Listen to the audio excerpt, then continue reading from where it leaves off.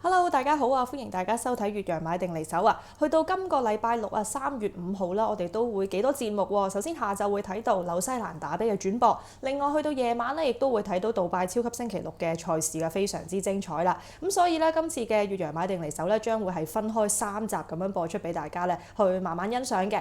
首先啊，呢一集咧，我哋就會係集中同大家講下杜拜嗰邊嘅情況啦。今次嘅邀請到嘅嘉賓啦，叫做 Alistair， 之前大家咧應該喺我 YouTube channel 都見過佢噶啦。今次就同佢傾下杜拜賽事，因為佢而家咧都係喺美丹馬場嗰邊啦，係做 call 馬嘅 race caller 嘅。咁所以咧，今集就首先啦會問到佢啦，而家杜拜天氣點啊？同埋咧跑道咧有冇啲咩特別嘅留意地方啦？另外咧，我哋都會咧一齊傾下咧三寶嘅頭關啊，就係第7場嘅賽事啦，拉斯奧科爾錦標。Hello, everybody, and welcome to a special edition of the Beer Garden this weekend. Alongside Steve, Charene, and Randy and myself, we do have a special guest to cover the races in Dubai for Super Saturday. So this is a lead up to the Dubai World Cup, and that is Alistair Cohen, who is the race caller and also presenter in Dubai. So Alistair, thank you for your time. We appreciate it, and we're looking forward to this card. And I know you just got done calling the races this Thursday night, so I appreciate your time. Yeah, Joe, thanks so much for having me. It's not the first time that liaise with you and Charene, and can't wait for Super Saturday. It's one of those big two meetings, obviously leading up to the Dubai World Cup is on the final there. But everyone that I've spoken to is really looking forward to Super Saturday. It looks like one of the better Super Saturday cards over the last few years. There's some big names involved. Yeah, and we also there's also a lot of another Al Maktoum Challenge race also in that on Super Saturday as well. But we're gonna get into it here. It is the World Pool. We're gonna have the last 3 races on the card, and race 7 is a part of it. So it's a 9-race program. As far as that, before we get into that, Alistair, what is the weather looking like? And for somebody that hasn't played Dubai or is not really familiar with the dirt races and the turf races, so they do have both. What kind of bias can you tell the putters what they should look out for? Okay, so first of all, with regard to the weather, the past few months were quite pleasant until I'd say about 10 days ago. It got really warm here in Dubai. For example, in the 20s, in the mid-20s, when we finished, there was absolutely no wind blowing. As far as Saturday is concerned, the common prevailing wind is generally a light headwind, so perhaps just bear that in mind if there is anything as far as the wind is concerned. As far as the tracks go, clear bias, obviously, on the dirt, you want to be drawn as close to the inside as possible, so low numbers are favored. And a horse with gate speed is also very important, so you want to try to get as handy as possible. You can run into the trap of going a ridiculous pace, which opens it up from horses for the back of the field, but that's generally the exception, not the rule. As far as the turf is concerned, it's fantastic. You can do just about anything. Yeah, always like the turf races in Dubai. It's always all the best of the best come over for the Dubai World Cup. And yeah, so we're gonna start with race number 7. That is the Ras Al Khor, sponsored by Emirates Airlines, 1400 meters turf race. And Charene, I'm gonna let you start. Who do we have in this race? Yeah, in this race, I would go for number 12, Storm Damage. This horse is from UK, bred from UK gelding, but he is doing quite well at Maiden over 1400 meters recently. He was beaten by Naval Crown by 1.5 length on his debut at Maiden, and last time out he showed quite good gate speed to lead and won by more than 3 lengths. That was really impressive to me, and I also think that showed that he is now adapting to this new environment quite well. And this time, Frankie Dettori will be on board for the first time. Hopefully, this horse will have a better performance. Also, gate 8 will be good for him to stay in a good position with cover, and he is able to have a back-to-back win. So I will go for number 12, Storm Damage.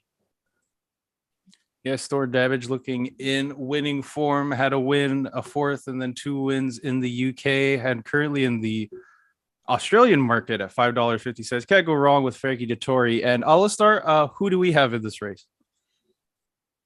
So make it a 2-horse race, one of them being Storm Damage, the other one, number 1, El Sahel. I'm leaning just towards number 1, Alistair, because I think this race has been earmarked for a while. I know he hasn't run since early October, but he kept good company in the United Kingdom. His last run was a good win at Newmarket, beating the promising With Thanks by 3.5 lengths.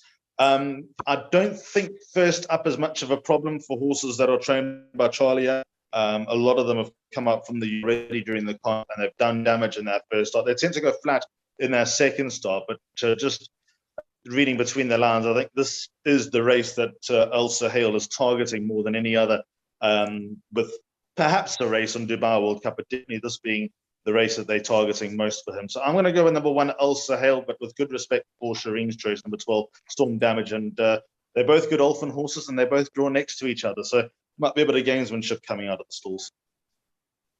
Yeah, one of many runners that Charlie Appleby has in this race, and also has William Buick as well. And Steve, who do we have for this race? Yeah, I went for number 4, Hakiki, drawn 13, lucky for some. And Godolphin and Shadwell Stable have a real stranglehold on the race. 10 of the 17 horses, they're represented by them. I just went for Hakiki. I really liked his last run over Abu Dhabi over this distance. And, of course, he was an impressive winner of the Lincoln Handicap at Doncaster about 11 months ago under Benoit de la Sayette. So a good horse. And Dane O'Neill gets on well. 3 of his 5 wins have come with that jockey. He's on board this time, so hoping for back-to-back wins under the 5-year-old. But as Alistair and Charene have said, great respect for the likes of Storm Damage and Alistair Hale representing Godolphin. Yeah, last winner out at the President's Cup in Abu Dhabi, so one as one of the favorites in that race. So we're looking forward to that. And Randy, who do we have? Well, I'm going to go with the namesake of the track, and that's Dubai, correct? I believe it is. It's not spelled the same, but I'm going to go with that. The 3-horse Dubai, second time at the track. I like the numbers, and I think the numbers are actually close to the favorite here because I do believe in the Appleby horses here.